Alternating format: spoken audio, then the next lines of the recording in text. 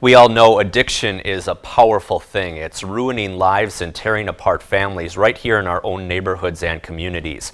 We often hear about the negative side of it, but tonight, a positive story of overcoming addiction and getting on the road to recovery.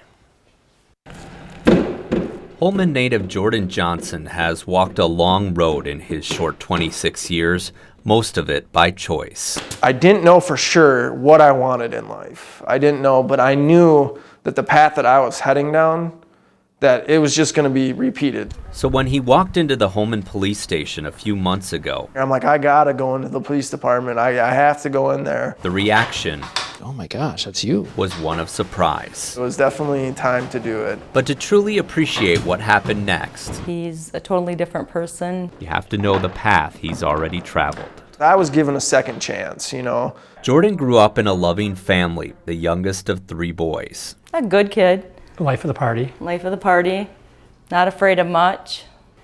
Just very, very happy-go-lucky. That all changed early on in his high school years when he started hanging out with the wrong crowd. It started off with smoking cigarettes, and then it escalated to, you know, just smoking pot on weekends and going to parties and drinking booze. He moved on to more hardcore drugs like cocaine and ecstasy, and eventually meth and heroin. There'd be times where I would stay awake for 2 weeks, you know, like where I would sleep like an hour or 2 out of that 2 weeks. No, nothing mattered. Nothing was more important than the drug itself. There'd be nights that Tracy would be out in the middle of the night, 1, 2 o'clock in the morning, looking in windows, looking for him.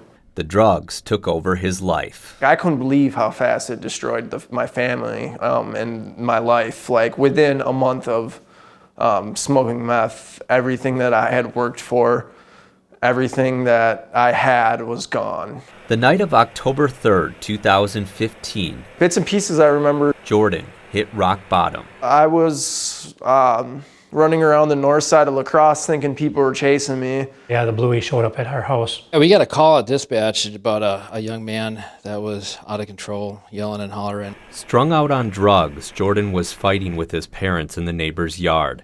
Lieutenant Eric Zwicker with the Holmen PD was one of the responding officers. There was nothing really to arrest him on, and other than just giving him some citations. Jordan's parents had a tough decision to make that night, a decision that would end up being the turning point in their son's life. I did say to the family, I said, I can do something here. I can arrest him on a state charge of disorderly conduct. I can at least get him down to jail. I can put him there for the night. Possibly he can sober up, and we can at least have an idea where he's at.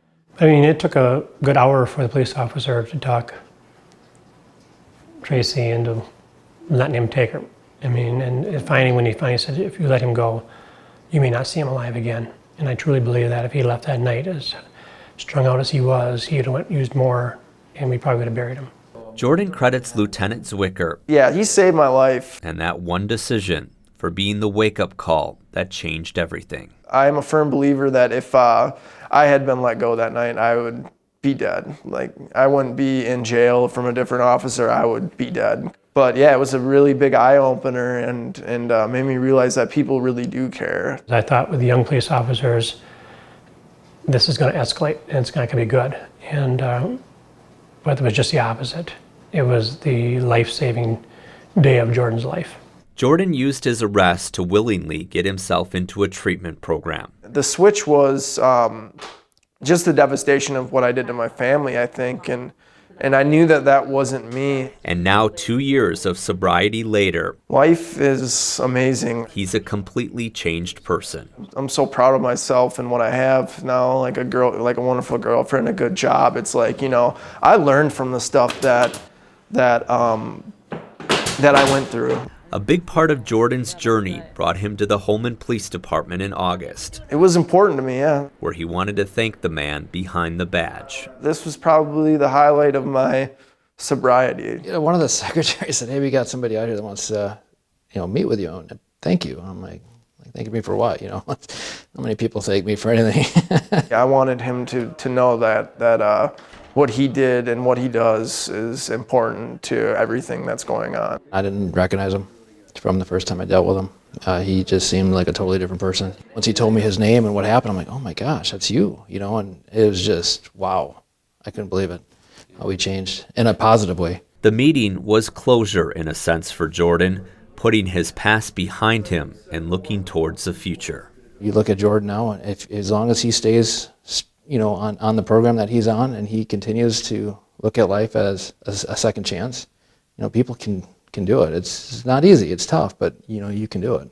I have to constantly remind myself that today is going to be a good day. No matter what happens, it's going to be a good day because I'm sober today and somebody has a way worse life than I do. I plan on doing this for the rest of my life. Can't guarantee it because I don't know what's going to happen, but I just know that for today I can stay sober. Well, Jordan is a carpenter now in the Twin Cities area and very successful and loving it. His girlfriend is also a recovering alcoholic, and they say they're just a great support system for one another. And also he's got a picture of him and Lieutenant Zwicker when they met for the first time on his refrigerator, which is a daily reminder of where he's been and where he's come. Absolutely, and it's so nice that we get to do a story like this because so often it ends up differently. Exactly. And it's nice to see that he discovered this so early in life still, so he has lots of life ahead of him. Right, and this could have ended so differently if that didn't happen. Yeah. All right, thanks a lot, Mike.